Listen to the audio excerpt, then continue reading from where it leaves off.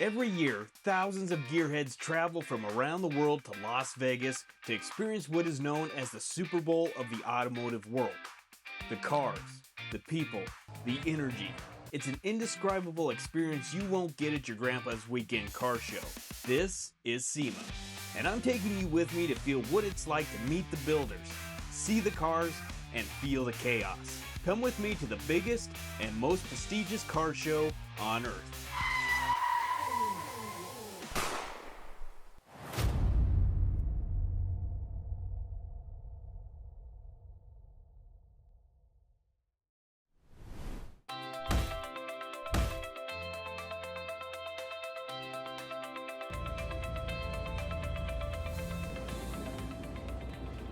So today is Monday. Technically the show doesn't open for another 24 hours, and you walk around here right now and you see all these empty booths. You see a bunch of carpet and crates and cargo stuff just laying around in the aisles, and you think to yourself, there's no way that they are going to get this cleaned up and set up and ready to go in less than 24 hours. And you would be shocked and amazed at how efficient these people work to get their booths set up, get cars loaded and unloaded, ready to rock and roll. And it's crazy to think that in less than 24 hours, this place is going to be hopping with hundreds of thousands of people cruising around, walking around, looking at all the cool stuff. And man, it's a straight up machine. So like I said, this is the last day of setup for SEMA, and by this time tomorrow, this place is going to be hopping. And again, since technically the show doesn't open for another day, you guys are kind of getting a peek behind the curtain that a lot of people don't get to see, because right now the show is only open to exhibitors. So I've got an exhibitor badge. If you're an attendee, you've got a different badge. So attendees are actually not allowed in right now, only exhibitors. So this is kind of like a side of SEMA that a lot of people don't get to see. The amount of care and time and effort and labor it takes to set up this magnitude of a show is truly impressive. Today you'll walk around these booths and you'll see a bunch of cars with covers on them, and you think, well, they're probably just protecting them from greasy paw prints and dust and whatever until they're ready for the show. But in actuality, a lot of cars that have covers on them, it's for a reason. It's because that these companies are literally unveiling a car or a vehicle for the first time to the public. So they keep it under wraps and just keep it, you know, underneath some sort of cover, and they don't unveil it until a certain point in the show. And it's really cool to see that reveal, see people's raw reaction to something fresh and new. Man, it's just a cool feeling that you'll only find at SEMA.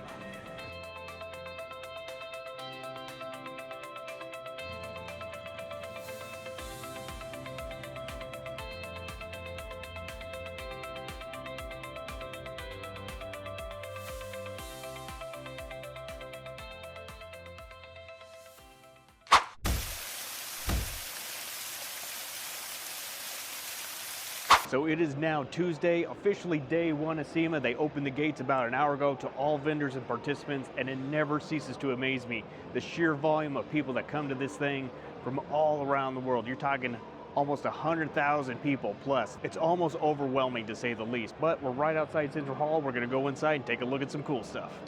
This is Central Hall.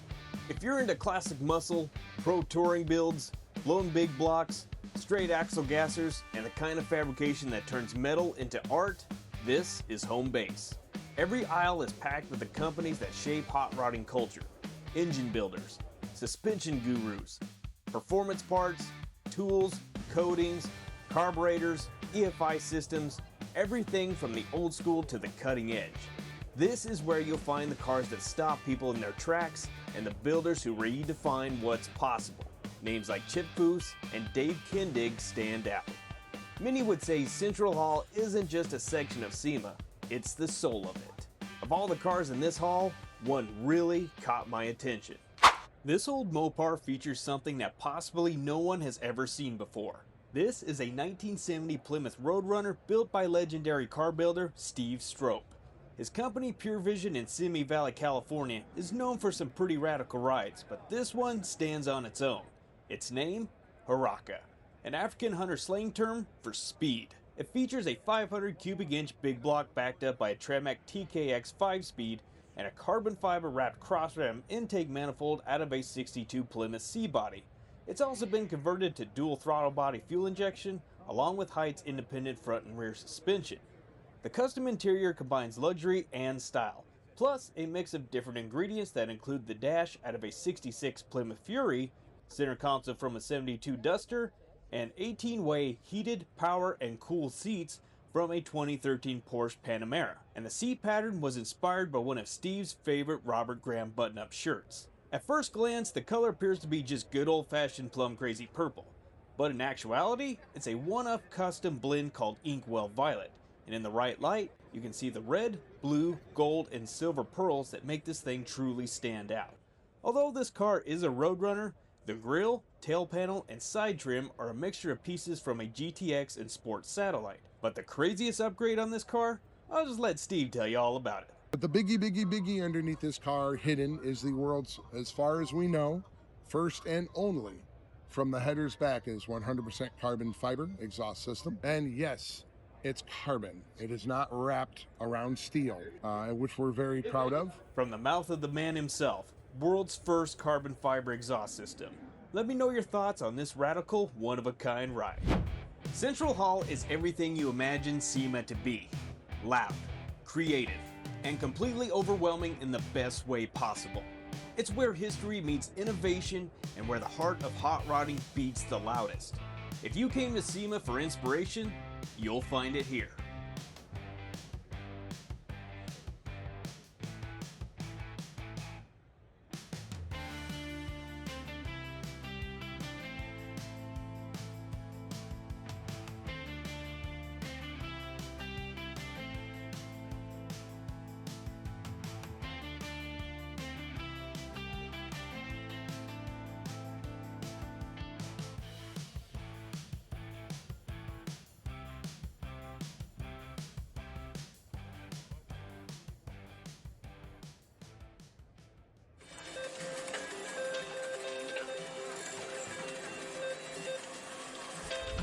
By far, the worst part about West Hall is the hike to get over to it.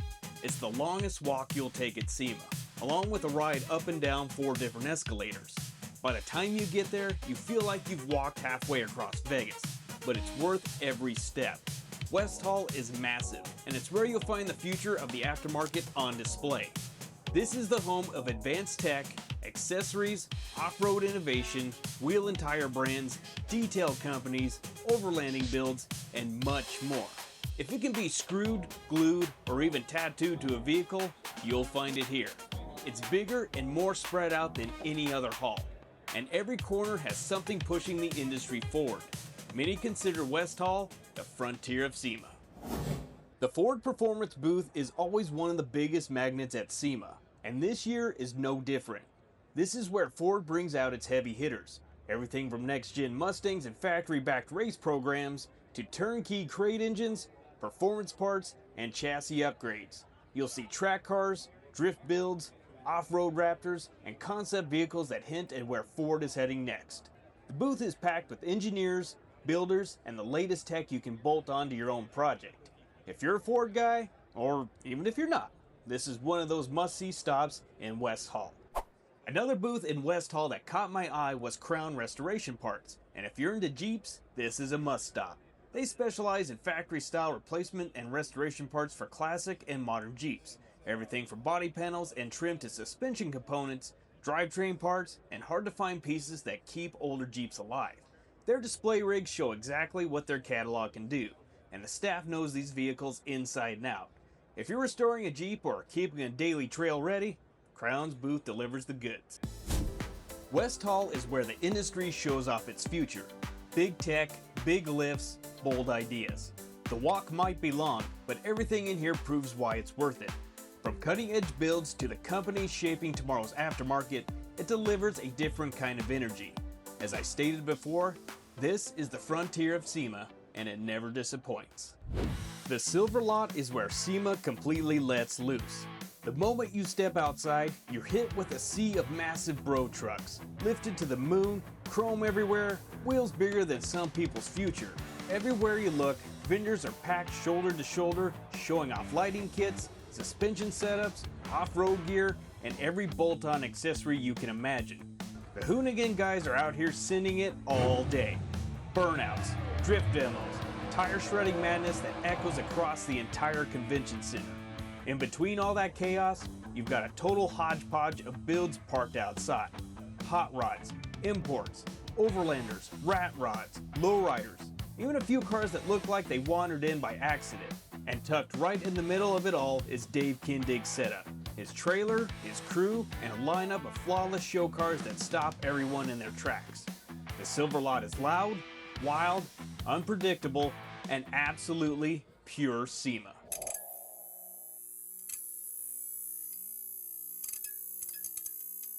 South Hall is one of the most packed sections of SEMA, and it hits you with two completely different worlds stacked on top of each other. Downstairs is where the wheel companies take over.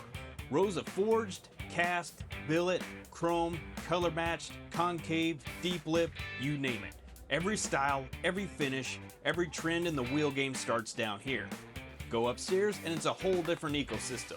Tools, equipment, shop gear, lifts, welders, tire machines, diagnostics, everything a garage needs to stay alive.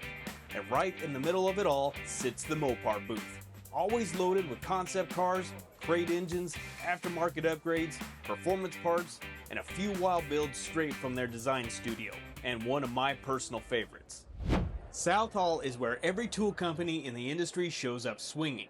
Everything from the giants to the specialty brands doing one thing better than anybody else. It's basically a candy store for anyone who lives in a garage. You can spend an hour in one aisle just testing equipment and still feels like you've only scratched the surface. But the crazy thing is, as technical and practical as South Hall is, it's also home to some of the most radical builds you'll see anywhere at SEMA. Tucked between the tool vendors and equipment displays are show cars with flawless metalwork, wild fabrication, insane stand setups, and paint jobs so deep you feel like you can fall into them. Custom lowriders dripping in chrome, pro touring cars with show quality finishes, vehicles wrapped and painted in colors you've never even seen before. South Hall is where builders flex their artistry. It's the perfect mix. The tools that create the work and the builds that prove what those tools can do. If you want inspiration and aspiration in the same place, South Hall delivers it better than anyone.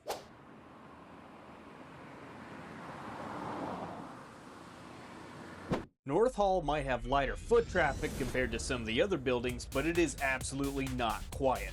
This is where the audio and electronics companies go to war. Every booth trying to outdo the next with bigger amps, louder subs, and demo cars that shake the floor. Mixed in with all that sound are the tech brands, lighting companies, tuning software, shop management systems, and the electronics that keep modern builds alive. I walked through on Friday, the only day SEMA opens to the public, and you could feel the energy shift. Fans everywhere getting blasted by sound systems and seeing the show from a whole different angle. North Hall is wild in its own way, and it's packed with the innovation and chaos that makes SEMA, SEMA. One booth in particular caught my eye for obvious reasons, but it wasn't just me. The Spark booth in North Hall pulled in crowds for one reason. They brought out cars from the Fast and the Furious movies. For gearheads everywhere, those films were more than action scenes. They were the spark that lit an entire generation. They made kids fall in love with cars, tuning culture, racing, and the idea of building something that reflected who you were. Seeing these cars up close hits different. It takes you right back to the moment you realized you loved this world. This booth wasn't just a display. It was a reminder of where so many of us started. Battle of the Builders is the grand finale of SEMA, the moment where the best cars in the entire show go head to head. These aren't just nice builds, they're the pinnacle of craftsmanship, creativity, engineering, and pure vision. Every style shows up here. Hot rods, muscle cars, exotics, trucks, you name it. The builders behind them aren't chasing social media clout, they're chasing excellence. Walking through the finalists feels like stepping into the highest level of automotive art anywhere in the world. This is where the industry crowns the best of the best, and every year the bar gets higher. Battle of the Builders is the perfect reminder of why SEMA matters. It pushes people to build something unforgettable. Capturing all of SEMA in a single video is physically impossible, but I hope this gave you a real glimpse of what it's like to be here, especially if you've never been or you've always dreamed of going. I walked over 20,000 steps a day, 10 hours a day, 5 days straight, and I still didn't see everything. That's the scale of this show.